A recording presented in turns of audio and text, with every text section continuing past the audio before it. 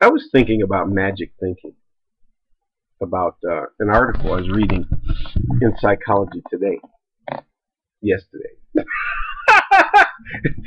So it's not Psychology yesterday, but anyway, let's get into that Psychology Today article. And it's interesting because it was mentioning the fact, how a lot of people, the skeptics, always want to talk about, people believing things that just aren't true. But a lot of us do it. No matter how skeptical you are, you have magic thinking. It's like, the thing, and I think they use a really good example of something. They were talking about a piano that belonged to John Lennon, and they took it on a tour, basically this peace tour. Wherever things happen, tragic stuff happening, and took it there, and people could touch the piano, or they could even sit there and play it. And they could, but people look at that piano as if it was sacred, like it had a holy. Even though the person who was taken on a tour didn't say that it was sacred or holy or special, but people feel that way about all kind of things. We feel that way about things. We feel like if we touch somebody, the essence of a person or an essence of an object, like the essence of that person is in the object, so to speak. It's almost like I think the way they use it, like a contagion, sort of, and you can use it in a positive way, like the essence of peace and tranquility and harmony is in that piano that John Lennon used when he composed that song. That song, what is that? Imagine. So people can be that way about so many things.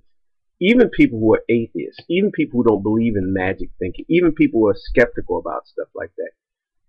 People get emotional and they feel a certain way, and they get this sense of something just from touching an object that belonged to somebody who basically represents peace, or if you had something that belonged to Martin Luther King or something that belonged to Gandhi, you feel a certain way.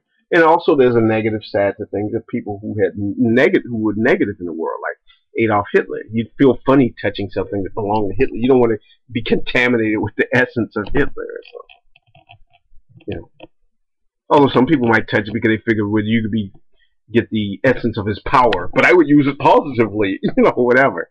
But it's just interesting. The article was going on about this, about how many different examples that they were using. And I think that's, the key to making a really good article or even a good video is in the examples. I think one of the reasons why a lot of people like my videos is because I use really good examples to illustrate a point about something.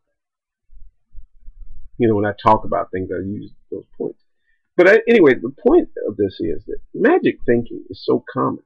And it's something that you really can't escape. It's not, I think it's futile to sit there and try to escape the fact that we all engage in magic thinking, whether we want to admit it or not.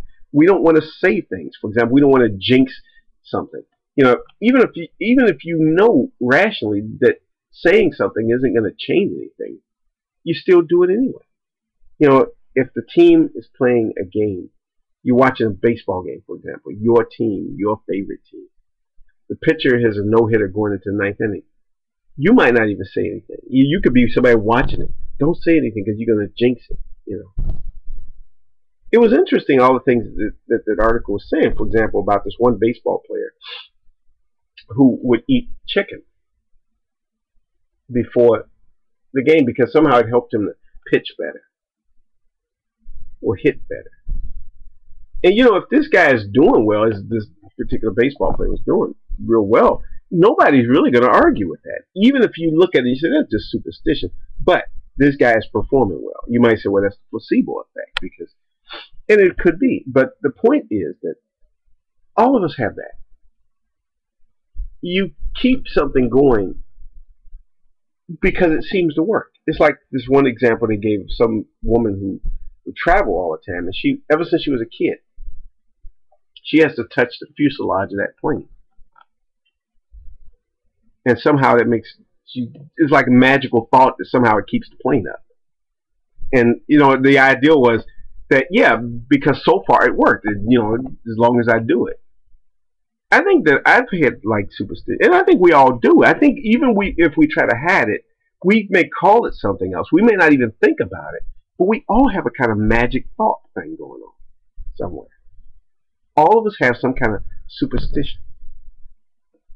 I doubt that there's anybody who would say they don't have some type of thing where they learn, where you are careful about what you say, the way you say something, the way you phrase things. You know, one thing, for example, I try not to say "Thank God it's Friday," even though I said that. I can actually say it like right now, and there's no problem. And I even say that at work sometimes, but I actually don't engage in that. And it is a kind of magic thinking. It is a kind of magic thinking because I think it's like, and I don't rationalize it. I think the one thing is that many times when you ask people why they do something, the first thing they do is they start rationalizing because everything has to be accounted for rationally. You have to rationalize all your behavior, but all our behavior really isn't rational. It's not rational. I would even go so far as to say 99% of what we do really isn't rational. But we rationalize 99% of what we do. And therefore, we think that because we rationalize things, everything we do is rational. It's just a thought. Much of what we do really isn't rational. But we rationalize things. It's just something to think about.